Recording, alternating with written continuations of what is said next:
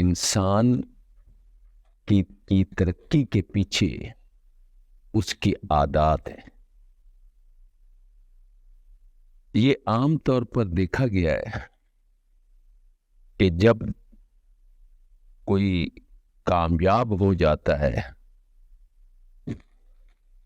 تو وہ پھر اپنے بارے ہی سوچنا شروع کر دیتا ہے. باغباں کا کام یہ ہوتا ہے کہ وہ اپنے باغ کے بارے سوچتا ہے. ایک مالی کبھی بھی یہ کوشش نہیں کرے گا کہ اس کا باغ خراب ہو، اس کے پودوں کی نگہداشت صحیح نہ ہو.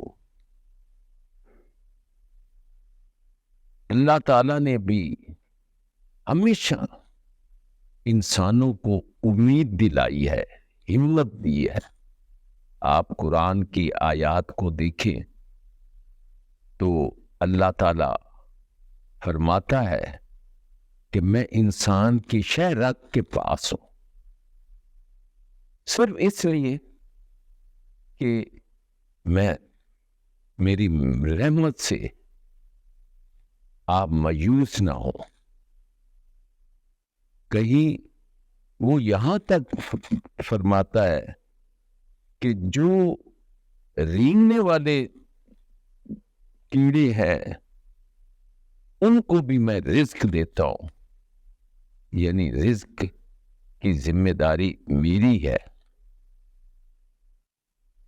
مجھے یاد آتا ہے جیسے میں نے ابھی کہا کہ انسان کی ترقی کے پیچھے اس کی عادات ہوتی ہیں کہ میں شروع ہی سے جب شادی نہیں ہوئی تھی تب سے تھوڑا ڈسپلن تھا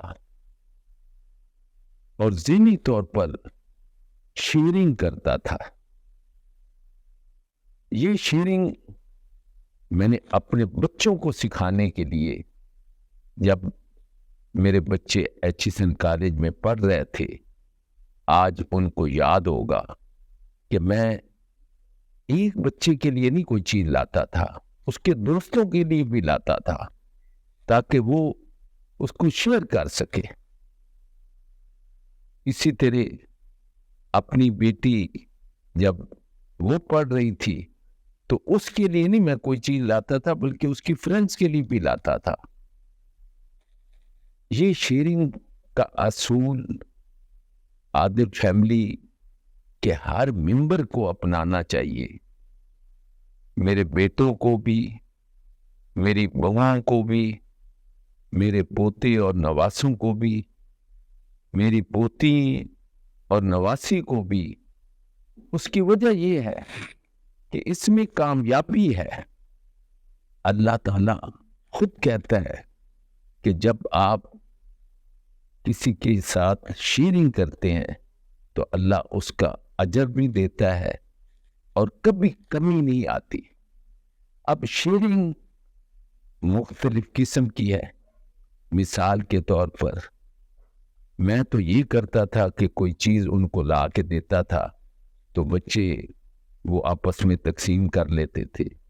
دس از آلسو کالڈ شیئرنگ. یہ بھی شیئرنگ ہے کہ آپ کو اگر اللہ تعالیٰ نے کوئی علم دیا ہے، کوئی اچھی بات دی ہے، کوئی اچھا سکل دیا ہے، آپ اس کو شیئر کریں اس ذہن سے کہ میں جب ڈیلیور کروں گا، یہ دوں گا، تو میرا الٹا یہ کام اور زیادہ مضبوط ہوگا اور اس سے کوئی اور بھی فائدہ اٹھائے گا. ہم کیا کرتے ہیں کہ اگر ہمیں کوئی سکل آتا ہے یا کوئی اچھی بات سمجھ میں آ جاتی ہے یا بزنس میں ایک اچھی سی ٹپ مل جاتی ہے تو ہم اس کو شیئر کرنے کی بجائے یہ کوشش کرتے ہیں کہ ہم کسی کو بتائیں نہ. جبکہ اللہ تعالیٰ کی ذات پر جب یقین ہوتا ہے تو آپ دیکھتے ہیں کہ آپ کی شیئرنگ کرنے سے آپ کا رزق بھی بڑھتا ہے، آپ کا علم بھی بڑھتا ہے، آپ کا رزق بھی بڑھتا ہے، اور کبھی بھی کمی نہیں آتی۔ اللہ تعالیٰ کا بہت بڑا احسان ہے کہ میں اپنے دوستوں کے ساتھ، اپنے رشتہ داروں کے ساتھ، اپنے بچوں کے ساتھ، اور اب بھی میری یہ عادت ہے کہ میں باقاعدہ لوگوں کو بلا لیتا ہوں۔ یہ بھی ایک شیئرنگ کا طریقہ ہے کہ ہم مل کر ناشتہ کر لیتے ہیں، ہم مل کر بیٹھ کر گپ شپ مار لیتے ہیں، اپنی فیلنگز کو، اپنے خیالات کو ایک دوسرے کے ساتھ شیئر کرتے ہیں۔ لیکن اس میں کبھی بھی نہ حسد آتا ہے، نہ نفرت آتی ہے، نہ ہم کمپیئر کرتے ہیں۔ جب بھی آپ کوئی کام کریں، خاص طور پر میں اپنے بچوں سے کہنا چاہتا ہوں کہ وہ باغبان ہے، میری ان عادتوں کو وہ ضرور سنیں۔